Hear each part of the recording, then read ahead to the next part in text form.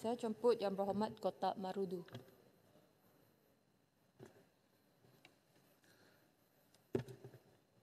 Bismillahirrahmanirrahim. Assalamualaikum warahmatullahi wabarakatuh. Salam Malaysia Madani. Puan Yang Dipertua, pertamanya saya mengucapkan jutaan terima kasih kerana telah memberikan peluang saya untuk membahaskan rang undang-undang perbekalan belanjawan 2025 peringkat dasar yang telah dibentangkan oleh Yang Amat Berhormat Perdana Menteri merangkap Menteri Kewangan. Puan Yang Dipertua, pertamanya saya mengucapkan terima kasih juga dan sabas kepada Yang Amat Berhormat Tambun selaku Perdana Menteri dan Menteri Kewangan kerana telah membentangkan satu belanjawan yang akan memacu pertumbuhan ekonomi negara serta meningkatkan kesejahteraan rakyat.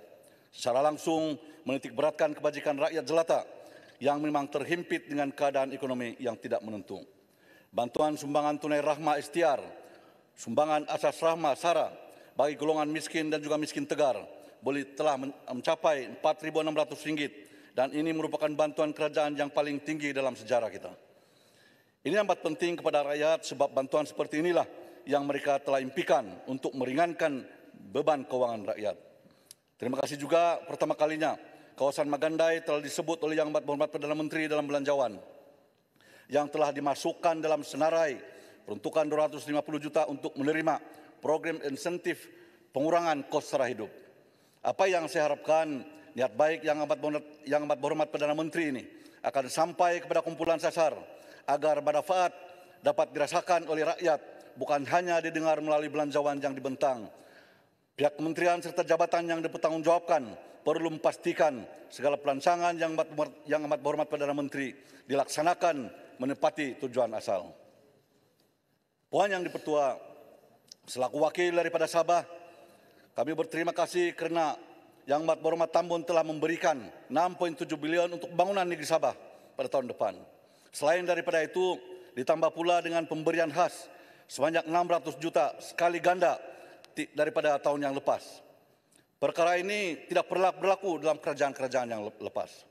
Dalam masa yang sama, tidak berarti perjuangan MA 63 itu berhenti.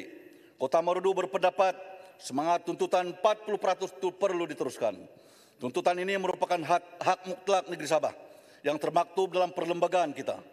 Dan dengan keikhlasan yang ditunjukkan oleh Yang Amat Berhormat Perdana Menteri untuk menyelesaikan tuntutan Sabah ini, Kota Marudu amat yakin yang perkara ini dapat diselesaikan semasa pemerintahan Kerajaan Madani yang diterajui oleh Yang Berhormat Tambun.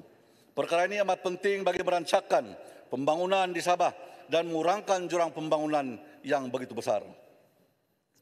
Puan Yang Dipertua, dalam usaha kerajaan untuk memartabatkan institusi pertanian negara, salah satu usaha ke arah memastikan keterjaminan makanan rakyat, sudah tentu segala perancangan perlulah diteruskan, dilaksanakan dengan lebih mantap melalui belanjawan yang telah dibentangkan. Apa yang membimbangkan kita, bolehkah kerajaan melalui Kementerian Pertanian melaksanakan segala perancangan melalui belanjawan yang dibentang ini? Sebagai makluman Dewan Yang Mulia ini, Kota Marudu saja mempunyai kawasan sawah padi seluas 3.358 hektar. Dan laporan daripada Jabatan Pertanian Kota Marudu menyatakan bahawa musim pertama 2024 ini hanya seluas 984.89 hektar yang bertanam, iaitu 27.6% daripada jumlah yang ada. Manakala kawasan yang terbiar, tanah yang terbiar adalah merupakan lebih kurang 2.600 hektar, iaitu 73% daripada jumlah kawasan sawah padi Kota Marudu. Antara sebab kenapa tanah yang terbiar ini begitu besar, satu adalah kerana kekurangan sistem pengairan yang baik. Keduanya ketiadaan jalan untuk kawasan tersebut. Dan yang ketiganya, kekurangan petani yang ingin menceburkan diri dalam tanaman ini. Kerajaan perlulah fikirkan insentif yang lebih baik untuk menggalakkan lebih ramai pengusaha tanaman padi untuk berkecimpung dalam bidang ini, untuk memastikan agar kawasan-kawasan tersebut dapat diusahakan dan menjamin merupakan baik untuk menjamin keterjaminan makanan negara kita.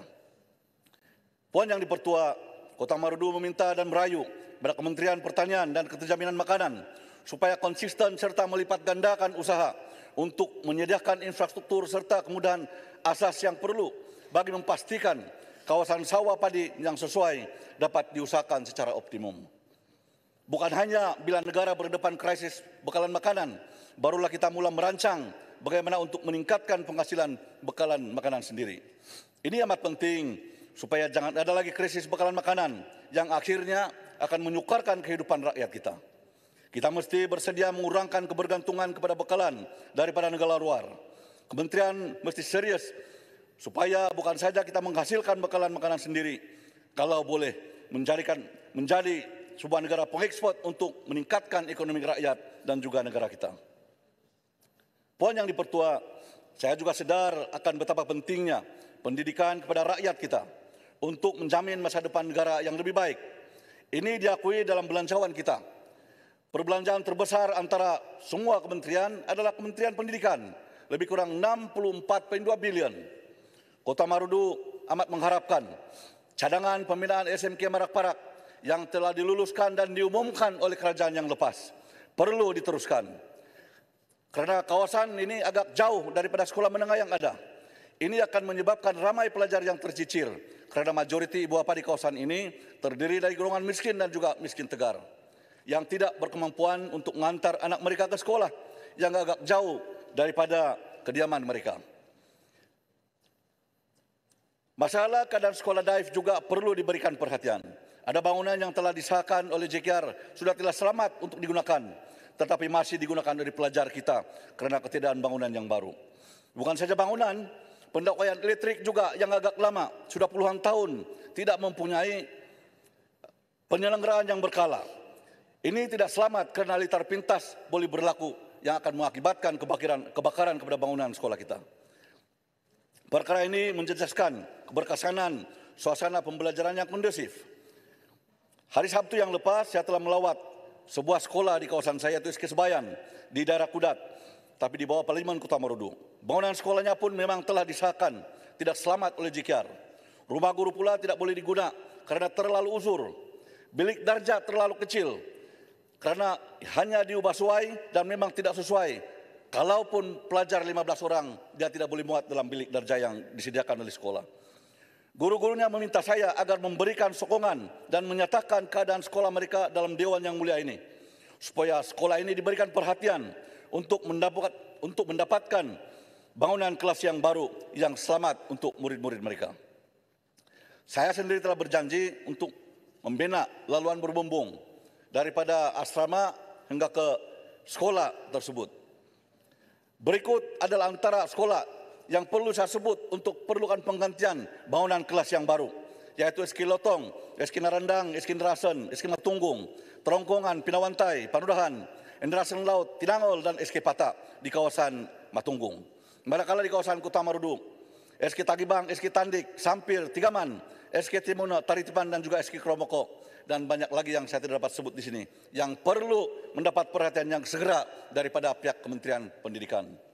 Poin yang dipertua, saya merayu dalam Dewan yang mulia ini agar bangunan sekolah yang tidak selamat ini, keadaan rumah guru usang dan tidak boleh diguna, perlu diambil tindakan yang segera. Saya yakin dengan kesungguhan yang amat berhormat Tambun, selaku Perdana Menteri dan juga Menteri Keuangan, yang sebelum ini telah menyelesaikan masalah tandas sekolah-sekolah di seluruh negara kita. Masalah berkaitan keselamatan bangunan sekolah juga dapat diatasi secara berperingkat.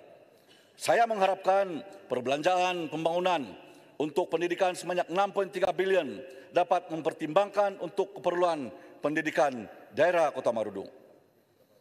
Poin yang dipertua, Kota Marudu membangkitkan soal aspek kesihatan yang amat berkait rapat dengan kehidupan rakyat kita. Masyarakat luar bandar, terutamanya yang tidak berkemampuan, perlulah dipermudahkan dan diberikan akses kesehatan bagi membina masyarakat yang sihat dan produktif. Sebelum ini saya telah memohon kepada Dewan yang mulia ini untuk diwujudkan klinik kesehatan di kawasan Magandai. Tetapi saya dimaklumkan bahawa ianya tidak dapat dipertimbangkan oleh Kementerian Kesehatan dan masih meneruskan khidmat doktor udara yang ada. Tapi harus diingat, saya ingin nyatakan dalam Dewan yang mulia ini bahawa walaupun ada lawatan doktor udara, ia tidak memenuhi keperluan kesehatan rakyat di kawasan ini. Khidmat doktor udara ini terhad kepada masa-masa tertentu saja. Ianya tidak dapat beroperasi ketika musim tengkujuh. Malah sukar sekiranya ada kes kecemasan pada ketika itu. Tidak juga semua kampung di sekitar kawasan ini yang dapat dikunjungi oleh khidmat dokter udara. Bagi tujuan pewujudan klinik kesehatan atau klinik desa ini, terdapat 9 buah kampung yang terlibat serta sebuah sekolah rendah yaitu SK Magandai. Sudah tiba masanya pihak Kementerian Kesehatan perlu mengambil langkah yang positif agar harapan rakyat untuk mewujudkan klinik kesehatan ataupun klinik desa ini dapat direalisasikan. Saya juga ingin membangkitkan pembinaan bangunan baru bagi hospital daerah Kota Marudu. Saya telah diberikan jawaban pihak Kementerian Kesehatan bahwa akan ada pembinaan bangunan yang baru bagi menampung keperluan yang amat mendesak di hospital daerah Kota Marudu. Saya ingin bertanya kepada Dewan Yang Mulia dan juga kepada Kementerian, bilakah pembinaan bangunan ini dapat dimulakan? Saya mengharapkan peruntukan Kementerian Kesehatan yang merupakan kedua tertinggi di antara kementerian-kementerian dapat mempertimbangkan untuk pembinaan bangunan baru hospital Kota Marudu serta cadangan pembinaan klinik desa untuk kawasan Magandai dalam belanjawan yang telah dibentang untuk tahun depan. Puan Yang Dipertua, bagi tujuan mewujudkan jaringan jalan raya yang baik, saya telah mengharapkan Kota Marudu tidak ketinggalan untuk mendapatkan peruntukan yang baru dalam peruntukan 75 bilion bagi pembangunan di bawah Kementerian Desa dan Wilayah. Seperti yang saya nyatakan sebelum ini di Dewan Yang Mulia ini, kalaulah dari dulu setiap tahun kita boleh luluskan peruntukan 1 atau 2 batang jalan, sudah semestinya masalah jalan sudah lama diselesaikan. Apapun, saya mengucapkan berbanyak-banyak terima kasih kepada KKDW dan juga Yang Berhormat Tambun karena telah memberikan kelulusan peruntukan bagi jalan Torintiden sebanyak 169 juta dan juga jalan Sebayan sebanyak 343 juta dalam Parlimen Kota Marudu dalam belanjawan tahun 2024 yang lepas. Untuk belanjawan 2025 ini, melalui peruntukannya begitu besar, saya memohon agar beberapa batang jalan lagi dapat diberikan perhatian, seperti Jalan Gomon Timbagan, Jalan Rampai Bonsiku, Narandang Penempatan Garau, Jalan Penikuan Bodu di kawasan Matunggung, dan juga untuk kawasan Kota Marudu, Jalan Kirangawan, Jalan Kuromoko, Jalan Sorinsim, Bambangan, Jalan Bombong, Jalan Lingkabungan, dan juga Tagibang Garung dapat diberikan perhatian untuk dinaik taraf. Dengan menyediakan jaringan jalan raya yang baik, berarti Kerajaan Madani ke arah menaik taraf kehidupan ekonomi rakyat kita. Secara tidak langsung mereka boleh memperkembangkan aktiviti pertanian yang merupakan sumber utama bagi rakyat kita. Saya juga mohon jasa baik KKDW ataupun Cikiar agar jalan daripada Soncogon Suyat ke Menisulang, Magandai, Soncogon Paliu dan Soncogon Mogis dapat dinaik taraf daripada Jalan Kayu Balak ke Jalan Gravol bagi mengakhiri kesengsaraan rakyat di kawasan ini. Jalan ini tidak termasuk dalam proyek naik taraf Jalan Tandik Samparitan Soncogon Magandai yang sedang dalam proses pelaksanaan.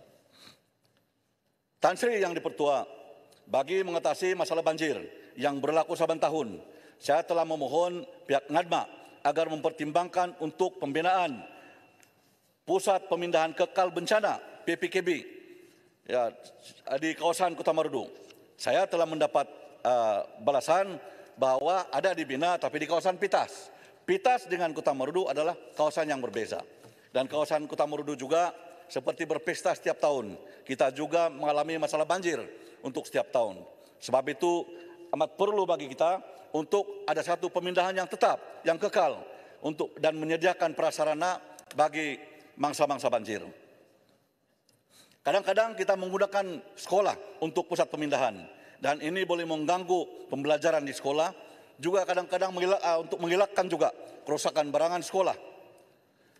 Saya juga telah berhubung dengan pihak Angkatan Pertahanan Awam Malaysia (APM) Cawangan Kota Marudu bagi tujuan memperkasakan operasi semasa bencana dan juga kesemasan.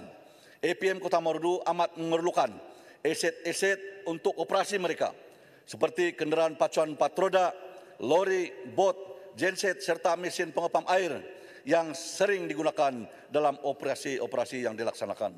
Saya berharap melalui keperluan yang mendesak ini dapat direalisasikan dalam peruntukan belanjawan tahun depan yang begitu besar.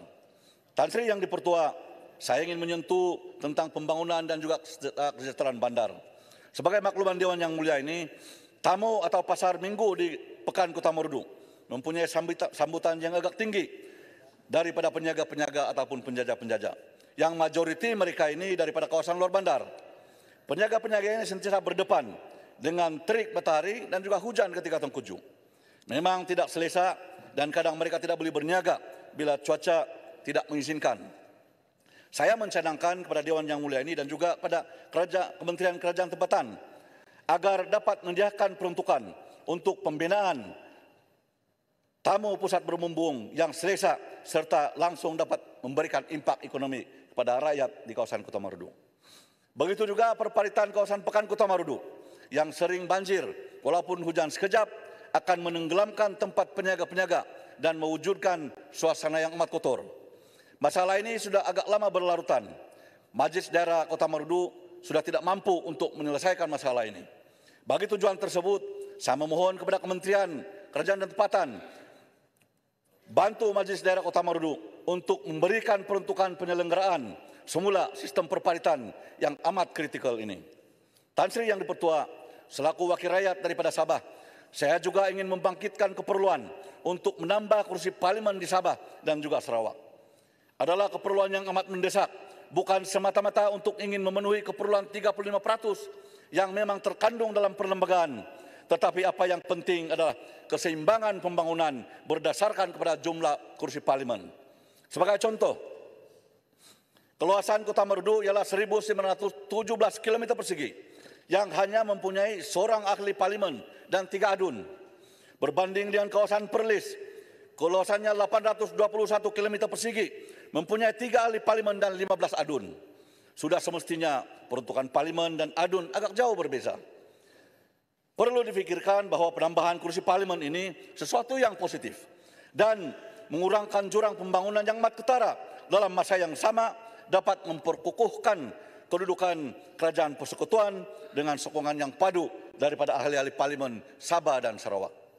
Tan Sri Yang Dipertua, saya mohon di Dewan Yang Mulia ini, demi keseimbangan juga kesejahteraan rakyat Sabah dan Sarawak, perkara ini dapat dipertimbangkan, diperhalusi dan dilaksanakan di bawah kepimpinan Kerajaan Madani yang amat berhormat Tambun.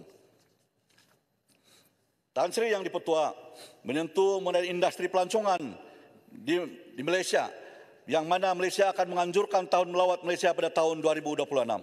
Sabah keseluruhannya merupakan negeri kedua yang menerima ketiban pelancong terbanyak teramai di Malaysia. Saya ingin menarik perhatian Kementerian Pelancongan untuk melihat, mempromosi dan membangunkan destinasi tarikan pelancong di luar bandar. Mungkin masih ramai yang tidak mengetahui bahawa Kota Marudu juga sebahagian daripada kawasan Kinabalu UNESCO Global Geoparks, yang di mana kami kaya dengan tarikan pantai yang indah, sungai, hutan dan juga gunung ganang, paya bakau dan juga hidupan liar, serta kepelbagaian budaya yang tetap terpelihara. Namun begitu, infrastruktur pelancongan di Kota Marudu, khususnya kemudahan asas seperti jalan-jalan raya, bekalan air, kemudahan awam sangat-sangat perlu diberikan perhatian. Bantuan pembangunan ini harus tidak terhad kepada fasiliti pelancongan milik kerajaan ataupun agensi sahaja. Kementerian juga harus melihat keperluan PKS dalam eko pelancongan, persatuan homestay serta persatuan pelancongan dan koperasi pelancongan. Tan Sri Yang Dipertua, tadi kami ada menghadiri satu taklimat Kementerian Pendidikan dan dinyatakan oleh KSU bahawa kalau boleh kita menyuarakan, wakil rakyat menyuarakan bahawa pelajar-pelajar tingkatan 6 ini yang lebih kurang 200 lebih ribu seluruh negara perlu juga diberikan perhatian oleh kerajaan untuk diberikan insentif. Saya amat bersetuju sebab pelajar tingkatan 6 ini juga sudah mempunyai sumbangan untuk membentuk kepada kepimpinan negara kita. Mereka juga merupakan pemilih dalam pilihan raya. Jadi sudah semestinya kita ahli-ahli parlimen menyokong penuh agar dalam bajet belanjawan kita yang begitu besar, pelajar tingkatan 6 ini juga dapat diberikan insentif yang sama selain daripada pelajar universiti dan juga pelajar-pelajar sekolah rendah. Tan Sri Yang Dipertua, sebelum saya mengakhiri ucapan saya ingin menekankan bahawa kita perlu memastikan semua peruntukan yang dilaksanakan dengan penuh integriti dan ketulusan. Oleh itu, saya menyuruh kepada pihak kerajaan pihak berkuasa agar memantau penggunaan bajet ini dengan teliti. Ini penting bagi mengelakkan sebarang penyelewengan dan memastikan dana yang disalurkan ini benar-benar memberikan manfaat pada rakyat kita. Akhir kata, saya ingin menyuruh pada semua pihak untuk bersatu dalam usaha memajukan negara kita. Dengan kerjasama dan komitmen yang kuat, saya yakin bajet 2025 ini akan memberikan impak yang positif untuk Kota Marudu, untuk negeri Sabah dan Sarawak, untuk Malaysia secara keseluruhannya. Tan Sri Yang Dipertua, saya juga sebelum mengakhiri mengucapkan selamat menyambut Hari Deepavali kepada semua rakan-rakan kita. Ya, mudah-mudahan ini akan dapat mengeratkan lagi hubungan di antara kita, terutamanya ahli parlimen dan juga rakyat Malaysia secara keseluruhannya. Tan Sri Yang Dipertua, Kota Marudu mohon menyokong. Terima kasih. Baik, terima kasih.